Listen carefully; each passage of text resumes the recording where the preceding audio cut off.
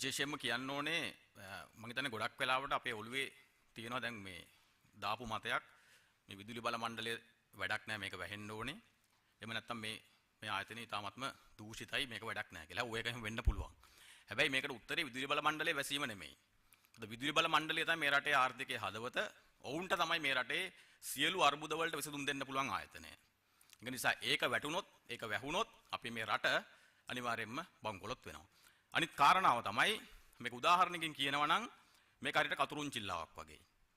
මේක අපි හයියෙන් කරගෙවුවොත් එහෙම නැත්නම් විදුලි පාරිභෝගිකයන්ට මේ මිල අඩු කරලා හැමෝම උපරිම පාවිච්චි කරන්න ගත්තොත් ඒත් විදුලි බල මණ්ඩලේ වහන්න වෙයි. ඒ වගේම තමයි මේක හිමින් කරගෙන අනිත් පැත්තට කරගුණත් කවුරුත් පාවිච්චි කරේ නැත්නම් ඒත් අපිට මේක වහන්න සිද්ධ වෙයි. ඒතර මෙන්න මේක තමයි මේක ගන්න තියෙන ප්‍රධාන කාරණාව. අනිත් එක තමයි මේ විදුලි බිල අඩු කරන්න ඕන කියන මතය. එහෙම නැත්නම් මේ විදුලි බිල දේශපාලනීකරණය කිරීම හරහා තමයි අද මේ තත්ත්වයට මේ රට ඇද වැටලා තියෙන්නේ. මොකද හැමෝම මේ විදුලි බිල දේශපාලන පොරොන්දුවක් බවට පත් කරගත්තා. අපි දන්නවා ඉතිහාසයට ගියාම ජනාධිපතිවරයෙක්ට ගෙදර යන්න සිද්ධ වුණා විදුලි කප්පාදුව නිසා. ගෑස් පිපුරුවා, තෙල් පෝලිං වල හිටියා. ජනාධිපතිවරයාට ගෙදර යන්න සිද්ධ වුණේ නැහැ. හැබැයි විදුලිය කප්පාදු වුණාම මේ රටේ බලය මාරු වුණා. ඒ වගේ තමයි බලයට ආපු පාලකයාත් විදුලි බිල සම්බන්ධයෙන් අති දැවැන්ත පොරොන්දුවක් දුන්න 30%කින් මේක අඩු කරනවා කියලා. ඒ හරහා ඔහු බලයට ඇවිල්ලා ඉන්නවා. දැන් ඔහුගේ යුක්තිය දැන් මිනිස්සු ඉල්ලනවා මේ බිල අඩු වෙන්න ඕන කියන කාරණාව සම්බන්ධයෙන්. දැන් අපි බලන්න ඕනේ ප්‍රායෝගිකව මේක අඩු කරන්න පුළුවන්ද? අඩු කරනවා නම් අඩු කරන්න ඕනේ කොහොමද කියන කාරණාව තමයි අපි මෙතන කතා කරන්න අවශ්‍ය වෙන්නේ. විශේෂයෙන්ම කියන්න ඕනේ මේ රටේ මේ විදුලි බිල සම්බන්ධයෙන් තීරණය ගැනීමේ අයිතිය තියෙන්නේ මහජන උපයෝගිතා කමිෂන් සභාවට. ඔවුන්ට තමයි පරම අයිතිය තියෙන්නේ. ඔවුන්ට ඒක කරන්න පුළුවන් කියලා විශ්වාස කරපු නිසා තමයි මම අද පාරිභෝගිකයෙක් විදියට මෙතෙන්ට මේ අදහස් ප්‍රකාශ කරන්න ආවේ. මේ කියන දේවල් වලින් මේ විදුලි බිලට බලපෑමක් කිරීමේ හැකියාව ඔවුන්ට තියෙනවා කියලා විශ්වාස කරන නිසා. එහෙම නැත්නම් මේ අදහස් දැක්වීමෙන් වැඩක් වෙන්නේ නැහැ කියන කාරණාව තමයි කියන්න තියෙන්නේ. එහෙම කියද්දී අපි දන්නවා මේ මොහොතේ බිල වැඩි කිරීම සඳහා IMF එක යෝජනාවක් ගෙනාවා කියන කාරණාවට 100% එකඟ වෙන්න බෑ. ඒකට හේතුව තමයි IMF එකට කියන්න පුළුවන් විදුලිය අඩුවට දෙන්න එපා කියන කාරණාව මිසක් විදුලි බිල වැඩි කරන්න හෝ අඩු කරන්න කියන කාරණාව සම්බන්ධයෙන් IMF එකට මැදිහත් වීමක් කරන්න බෑ. මොකද ඔවුන් මේ රටේ අපිට ණය දෙන ආයතනයක්. අපි ඔවුන්ගෙන් ණය අරගෙන තියෙනවා. අපේ ණය අය කර ගැනීම සඳහා අවශ්‍ය කරන පියවරක් විදිහට තමයි ඔවුන් කියන්නේ. රට බංකොලොත් වුණොත් ඔවුන්ගේ වාරිකය අය කරගන්න බැරි වෙනවා.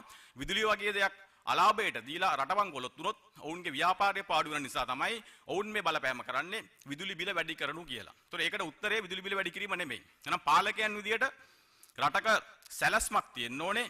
මේ විදුලි බිල අඩුම ගානේ ඊළඟ මාස 6 කොහොමද මේ බිල අඩු කරන්නේ? කොහොමද අපි පුරවැසියන්ගේ බල ශක්තිය හරහා මේකට මේ සහනය මේ මිනිසුන්ට දෙන්න කියන කාරණාව ගැන කතා කරන්නේ නැතුව අර වඳුරෙක් පැන්න කතාව උදාහරණයකට ගන්නවා නම් අපිට හිතෙන්නේ මේ පද්ධතියට නෙමෙයි වඳුරෙක් පැනලා තියෙන්නේ මේ මණ්ඩලය ඇතුළට. මොකද ගල්ලංගුරු ගැනම කතා කරනවා නම් ගල්ලංගුරු වලින්ම විතරක් මේකට උත්තරේ හොයන්න පුළුවන් කියලා හිතන කෙනෙක් ඇවිල්ලා මේ පුටුවේ ඉඳගත්තාම වෙන්නේ ඔහුට ගල්ලංගුරු වෙන මොකුත් පේන්නේ නැහැ. මේ රටේ ඉතිහාසය සංවර්ධනය ගත්තත් එහෙමයි. ජනාධිපතිවරයෙක් යම්කිසි පැත්තකින් බිහි වෙනවා නම් ඔහුට අවශ්‍ය වෙනවා වරායක්. ඔහුට අවශ්‍ය වෙනවා ගුවන් තොටුපළක්. ඒතර ඒ වගේ මේ ආයතන ඉඳගන්න කෙනාගේ සිතුම් පැතුම් මත නම් අපේ බලශක්තිය තීරණය වෙන්නේ. ඒක තමයි ඛේද වාචකය. අපිට ජාතික වැඩපිළිවෙලක් ඕනේ. ජාතික සැලැස්මක් ඕනේ. විශේෂයෙන්ම මේ බලශක්තිය කියන කාරණාව සම්බන්ධයෙන් එහෙම හිතු මනාපෙට තීරණ ගන්න බෑ. ඇවිල්ලා ඉඳ ගන්න කෙනාගේ කැමැත්ත මත අපේ බලශක්තිය නිෂ්පාදනය කරන්නේ කොහොමද කියලා අපිට තීරණය කරගන්න බෑ. ජල විදුලි ඒකක ප්‍රමාණය අරගත්තොත් එම අපි දන්නවා විමල සුරේන්ද්‍රන් අපිට බිහි වුණා ජල විදුලියට පියෙක්.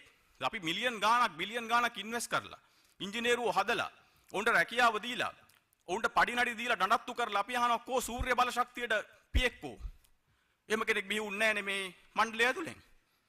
කෝ සුළං බලයට පියෙක් එහෙම කෙනෙක් බිහි වෙලා නැහැ නේ මේ රටේ. ඇයි එහෙම උනේ?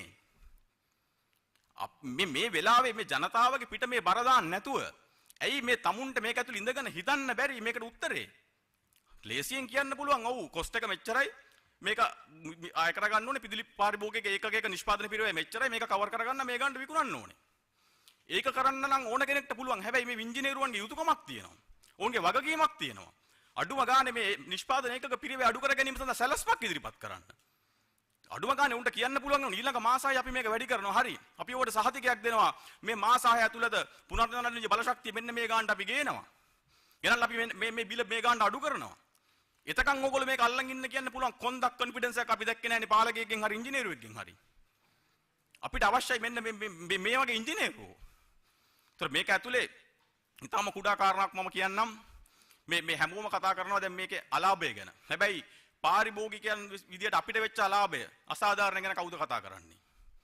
මට පුද්ගලික එක්ස්පීරියන්ස් එකක් තියෙනවා. මම ඩුබායි රාජ්‍යයට යවලා තියෙනවා. ගස්ලබු සහ මඤ්ඤොක්කා වගේ පළතුරු කන්ටේනර් අපි යවලා තියෙනවා. ඒ යවන අවස්ථාවක ඒ විදුලිය බිඳ වැටීමක් නිසා නෙමෙයි ඒ කන්ටේනර් පද්ධතිය තිබ්බ දෝෂයක් නිසා. මොකද ඒක ෆ්‍රීස් කරලා තමයි යවන්න ඕනේ. එමය ඒ ලෝඩ් කරන වෙලාවක් තියෙනවා. ඒ වෙලාව ඇතුළේ ලෝඩ් කරේ නැත්නම් ඒක පටව ගන්නත් බැරි වෙනවා. ඒතකොට දැන් මේ බ්ලැක් අවුට් එකක් වුණාම එක දවසක් පුරා විදුලිය නැති වෙනකොට මේ වගේ කන්ටේනර් ලෝඩ් කරපු කී දෙනෙක් මේ රටේ ඉන්නේ නැද්ද? ඒතකොට මේ මිනිස්සුන්ගේ සම්පූර්ණ ව්‍යාපාරය මේක නිසා වැහෙන්න පුළුවන්. මොකද එක අලාභයක් දරා ගන්න බැරුව කුඩා ව්‍යාපාරිකයෙක් බිමට සමතලා වෙන්න පුළුවන්. හැබැයි ඒ ගැන කවුරුත් කතා කරන්නේ නැහැ නේ. ඒ අලාභය කවුද ගණන් හැදුවේ? ඒතකොට ඒ නිසා ව්‍යාපාර අහිමි වෙච්ච මිනිස්සු කී දෙනෙක් මේ රටේ ඇද්ද? ඒතකොට ඒවට කො විසඳුම්? ඒතර අපි කියන්නේ ඒකයි මේ කාට හරි බැන බැන ඇඟිල්ල දික් කර ඉන්නව වෙනුවට අපි කියනවා වහාම මේ ජල විදුලි පද්ධතිය ඇතුලේ අපි දන්නවා මේ විදුලි බලාගාරය ඇතුලේ ඒ ජල පද්ධතිය ඇතුලේ 120ක් පාවිච්චි කරලා පාවෙන සෝලර් පැනල්ස් ටිකක් ගැහුවා නම් අපි දන්නවා මේ කියන ප්‍රමාණය දෙගුණ කරගන්න පුළුවන්. අපිට දැනට විදුලි පැය 2500ක් විතර අපි වසරකට නිෂ්පාදනය කරගන්නවා. මේක 5000 කරගන්න සලස්මකටයි අපි යන්නේ නැත්තේ. හැමෝම කතා කරන්නේ මහා පරිමාණයෙන් සුළම් බලය හරි වෙන බලයක් හරි ගෙනල්ලා මිලියන් බිලියන් ගාණක් ඉන්වෙස්ට් කරලා රටේ ස්වෛරීත්වයේ දන ගස්සලා හරි ඉන්දියාව ඉස්සරහා වැඳ වැටිලා හරි ඉන්දියාවට සියල්ල පාවලා දීලා හරි මේක විසඳ ගන්නව වෙනුවට අපි කියනවා. අපි අපේ විදුලිය විකුණනවට අපි විරුද්ධ නැහැ. අපේ රටේ සම්පත අපි පාවිච්චි කරනවට අපි විරුද්ධ නැහැ. හැබැයි මේක පාවිච්චි වෙන්න ඕනේ අපේ ස්වෛරීත්වය සහිතව. මොකද අපි ජාතියක් විදියට රටක් විදියට අපිව පාලනය කරන්න වෙන රටකට මේ අර්බුදය ඇතුලේ දැන් අපිට යන්න සිද්ධ වෙලා තියෙනවා. අවසානයේ ඉන්දියාව ඇවිල්ලා මේ ගිවිසුම් ටික ගැහුවට පස්සේ අපේ බාලශක්ති ස්වෛරීපත්‍ය අපිට අහිමි වෙනවා නම්. ඒතොර ඒක ඇතුලේ අපි වෙනත් රටකට යටත් වෙන්න සිද්ධ වෙනවා නම් අපිට මේ විදුලි බලය නිකන් හම්බුනත් මොකටද? හැබැයි අපි කියනවා ප්‍රශ්නේ තියෙන්නේ විදුලිය විකුණන එකේ නෙමෙයි අපිට තියෙන්නේ මේ ගිවිසුම පිළිබඳව ප්‍රශ්නේ තියෙන්නේ. මේ ගිවිසුම් හරියට අපි අත් බලන්න ඕනේ, කියවලා බලන්න ඕනේ. මොකද විදුලිය විකුණන්නේ අපි නම් විදුලිය නිෂ්පාදනය කරන්නේ අපි නම් අපියි තවත් රටක් ඉස්සරහා දන ගහන්නේ. ඒතොර මේ අර්බුදේ මෙතෙන්ට යනකම් ගිහිල්ලා තියෙන තැනක අපි මේ ඉන්නේ.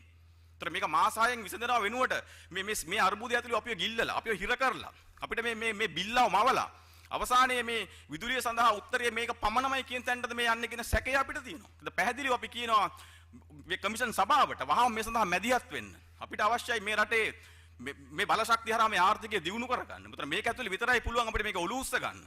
අද කර්මාන්ත ශාලා වැහි යන තත්ත්වයකට ඇවිල්ලා තියෙනවා. මේ විදුලි බිල ගෙවා ගන්න බැරුව මිනිස්සු අසරණ වෙලා ඉන්නවා. ඒතර මේ සම්බන්ධයෙන් තීරණයක් ගැනීමට පෙර අපි ඔබට නැවතත් කියනවා අඩුම ගානේ ඊළඟ මාස 6 සඳහා වූ පැහැදිලි සැලසුමක් විසඳුමක් අපිට ඉදිරිපත් කරන්න ඊළඟ මාස 6න් පස්සේ හරි මේ විදුලි බිල අඩු වෙන්නේ මෙන්න මෙහෙමයි කියලා. අන්න එතනට යන්න කියන ආරාධනාව ඉල්ලීම කරමින් අදහස් දැක්වීම අවසන් කරන ඉතාමත් ස්තුතියි.